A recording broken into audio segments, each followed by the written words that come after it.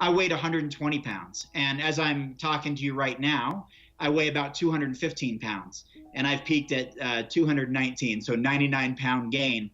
But I think it's important that I did build everything on a plant-based diet. I wasn't champion anything, although I was a pretty good runner. There I was, this bodybuilder telling my vegetarian clients to eat meat or fish because of protein and chicken because of they were lacking protein. And I was eating so much meat and I just was so disconnected. And I think after that documentary, Emily couldn't watch most of it and she was just crying. After that, after the film ended, I was like, I'm done. I'm done. I'm not Wow. going to contribute to that anymore. And that was really my first step into this whole lifestyle, and that was really the moment when my new life really began. I was very specific with team nutritionists that I would never again weigh any food, measure any food, or count any calories. That everything in the whole wide world, nothing was off the table as far as what I was gonna allow myself to eat. So I had this really like super flex, chill, attitude around food, and I didn't want to be regimented with it. And I knew that nutrients affected output as an athlete. Like I kind of got that. I knew that was the case, but I was succeeding, and so I just ate whatever I wanted to eat, kind of whenever. I mean, with literally pretty much no thought to it whatsoever.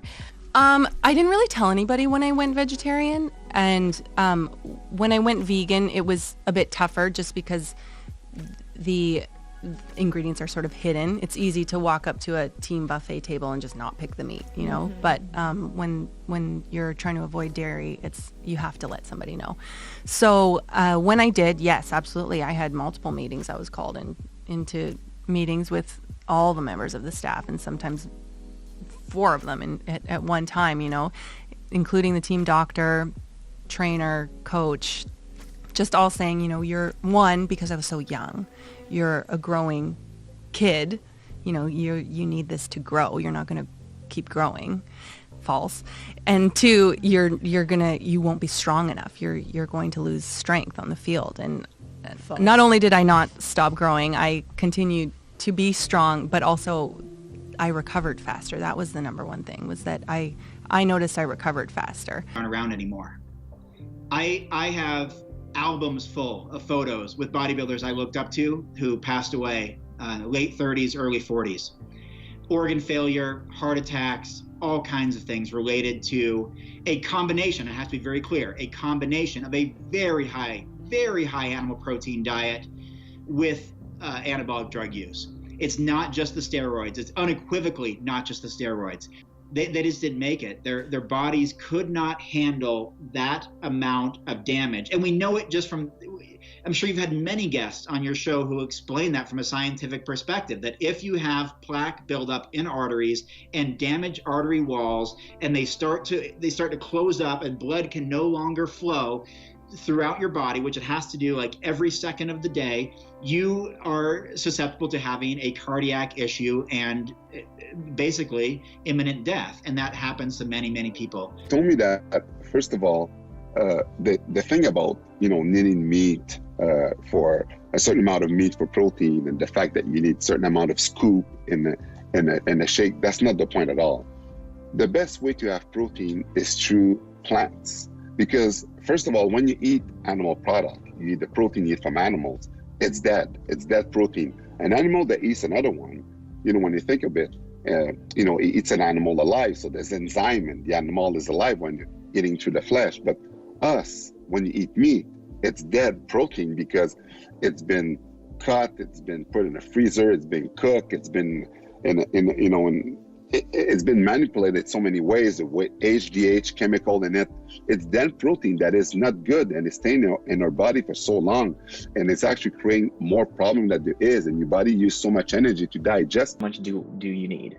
And most people don't know the answer to that question. They just assume that protein is the most important nutrient that we need to be concerned about.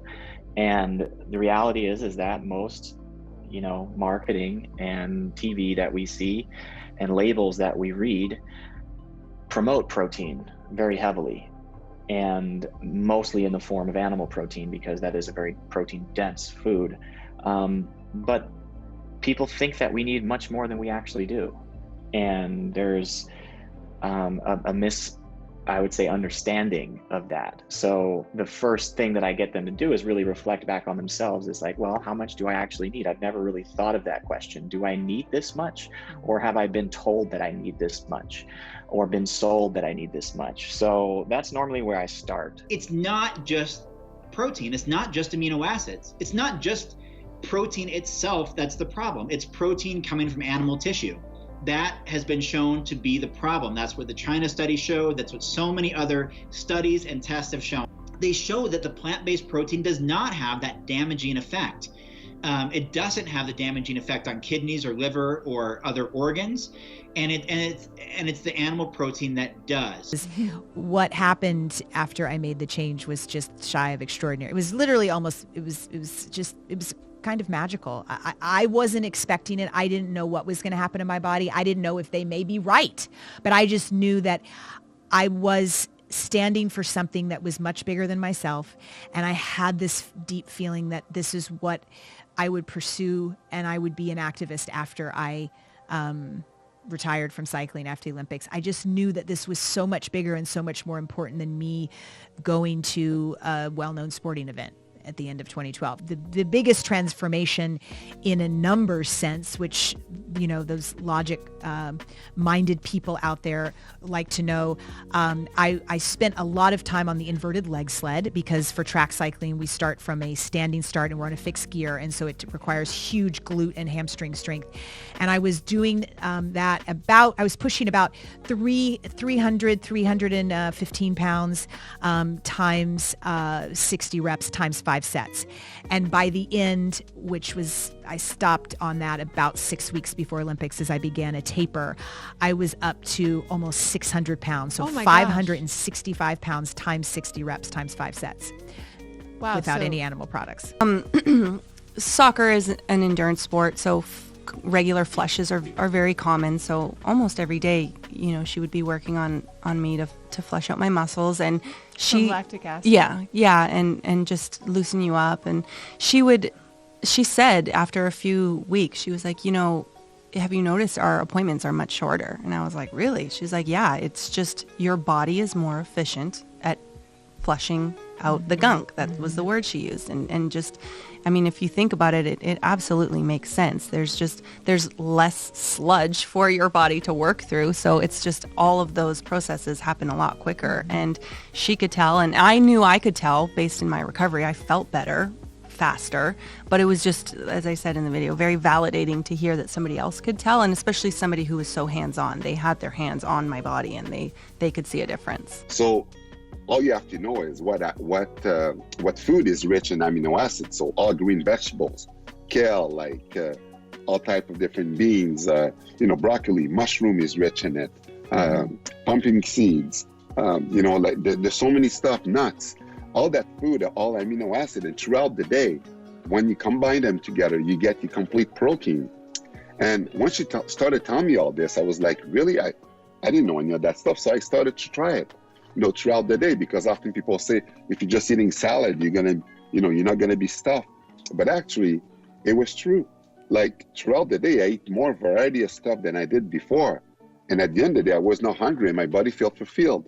And I felt much healthier that way, and I wasn't tired to digest what I had, because your body recognizes amino acid, so it assimilates it, other than fighting to digest it, and you waste that energy. And that's why often people that eat a lot of meat, they're often tired and they have bad blood circulation. A whole food plant-based diet, nuts and seeds, whole grains, legumes, obviously lots and lots of fruits and vegetables. For me, I believe that things like these Beyond Meats, Impossible, I think they're great foods, on the weekend, but I try to keep it really whole and really clean. And because of that, because my diet is so clean, it's easy for me to maintain a low body composition, because back in the day, I was literally counting my carbs and trying to figure out my macros, trying and doing a ton of cardio, trying to kind of drop a few percentage body fat, like to stay around 10. But for me, all year round, I'm about 10. Even if you're just doing it purely for the sake of being a competitor or being the best at what you do, and most bodybuilders are willing to do whatever it takes in order to step on stage and win a plastic trophy. You know, and that includes, you know, sacrificing their health and sacrificing the way that they feel in order to look a certain way. And what I tell them is that you can still do all of the things that you want to do and accomplish all of the things that you want to accomplish, but you don't have to sacrifice the way you feel.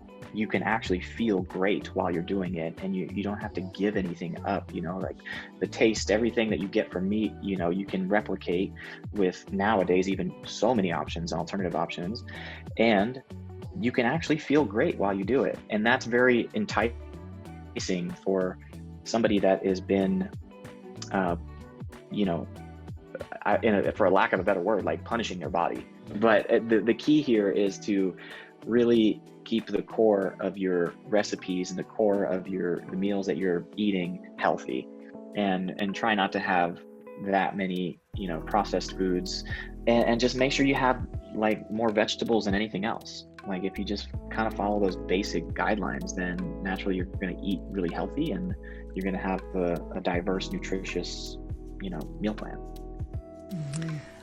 You know, I think at this point there's just so much research out there that I just point them to the research and show them that a well-planned, plant-based, whole food, plant-based vegan diet is absolutely perfect for, you know, anybody in any life stage, and from toddlers to adults. It's just the information is out there, and it really can't be refuted at this point.